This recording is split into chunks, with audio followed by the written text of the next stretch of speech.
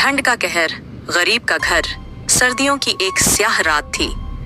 आसमान से ओस की बूंदें गिर रही थीं और ठंडी हवा का हर झोंका शरीर को चीरने जैसा महसूस हो रहा था। शहर के एक कोने में झुग्गियों की एक बस्ती थी। वहीं रामू नाम का एक गरीब मजदूर अपनी पत्नी सीता और 2 छोटे बच्चों के साथ रहता था। उनकी झोपड़ी टूटे फूटे बांस और पन्नी के सहारे खड़ी थी। सर्दी के इस मौसम में उनकी जिंदगी और भी मुश्किल हो गई थी। रामू दिन भर मजदूरी करता और जो थोड़े पैसे मिलते उसी से उससे परिवार का पेट भरने की कोशिश करता। लेकिन पिछले कुछ दिनों से काम मिलना भी बंद हो गया था। घर में खाने के नाम पर सिर्फ सूखी रोटियां थीं और ठंड से बचने के लिए एक पुराना कंबल जो इतना पतला था कि ठंडी हवाओं को रोक पाने में नाकाम साबित हो रहा था। उस रात ठंड ने जैसे अपनी सारी हदें पार कर दी थीं। सीता ने बच्चों को अपने आंचल में समेट रखा था। रामू बाहर से लकड़ी के कुछ टुकड़े और पत्ते उठा लाया और आग जलाने की कोशिश करने लगा, लेकिन लकड़ियां गीली थीं। बच्चे ठंड से कांप रहे थे और उनके छोटे छोटे हाथों की लाली उनकी तकलीफ बयान कर रही थी। सीता ने कांपती आवाज में कहा, रामू, ये ठंड हमें मार देगी, बच्चों को कुछ करके बचा लो। रामू ने अपनी पत्नी की तरफ देखा। उसकी आंखें आंसुओं से भरी हुई थीं। वह खुद असहाय महसूस कर रहा था। उसके पास न पैसे थे न साधन, लेकिन उसने हार नहीं मानी। रामू ने सोचा कि वह पास के बाजार में जाकर कुछ लकड़ियां मांग लाएगा। वह जैसे ही बाहर निकला, ठंडी हवा के थपेड़े उसके चेहरे पर पड़े। उसके पास पहनने के लिए सिर्फ एक पुरानी शर्ट और पतलून थी और पैर में चप्पलें भी टूट चुकी थीं। लेकिन अपने बच्चों को बचाने की हिम्मत ने उसे आगे बढ़ने पर मजबूर कर दिया। बाजार तक पहुंचते पहुंचते रामू के पैर ठिठुर गए थे।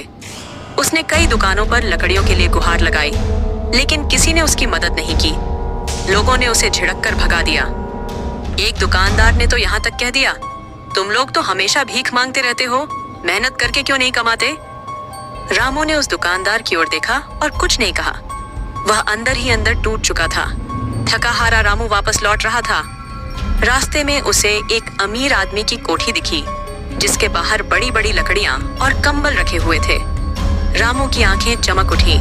उसने सोचा, अगर मैं यहाँ से कुछ लकड़ियां और एक कंबल ले जाऊं तो मेरे बच्चों की जान बच सकती है। लेकिन उसके दिल ने उसे रोक लिया।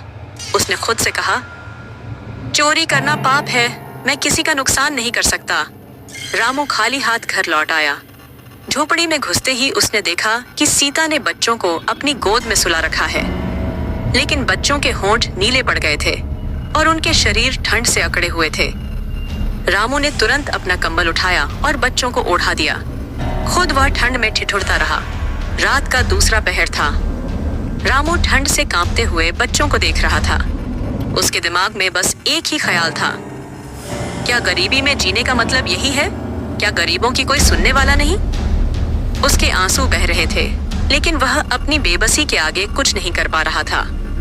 सुबह ने हुई तो सूरज की हल्की किरणें झोपड़ी में आईं। सीता ने देखा कि रामू एक कोने में ठंड से जकड़ा हुआ था। उसके होंठ सफेद हो चुके थे और वह अब सांस नहीं ले रहा था। रामू अपने बच्चों और पत्नी को बचाने के लिए अपनी जान दे चुका था। सीता चिल्लाई, लेकिन उसकी आवाज किसी ने नहीं सुनी। झोपड़ी के बाहर दुनिया वैसी ही चल रही थी जैसे कुछ हुआ ही नहीं। बाजार में लोग अपने काम में व्यस्त थे और अमीरों के घरों में गर्म चाय और हीटर का आनंद लिया जा रहा था। लेकिन रामू की झोपड़ी में सन्नाटा पसरा हुआ था। यह कहानी केवल रामू की नहीं है, बल्कि हर उस गरीब की है जो ठंड, भूख और गरीबी से लड़ते लड़ते हार जाता है। यह समाज के उस कठोर चेहरे को दिखाती है जो गरीबों के दर्द को अनदेखा कर देता है। ठंड का कहर हर साल आता है, लेकिन गरीबों के लिए यह एक नई मौत लेकर आता है। रामू जैसे लोग अपनी कुर्बानी देकर दूसरों के लिए एक सवाल छोड़ जाते हैं, क्या हम इस दुनिया को उनके लिए थोड़ी बेहतर नहीं बना सकते? ऐसे ही पुरानी कहानी जानने के लिए हमारे चैनल को लाइक और सब्सक्राइब करें।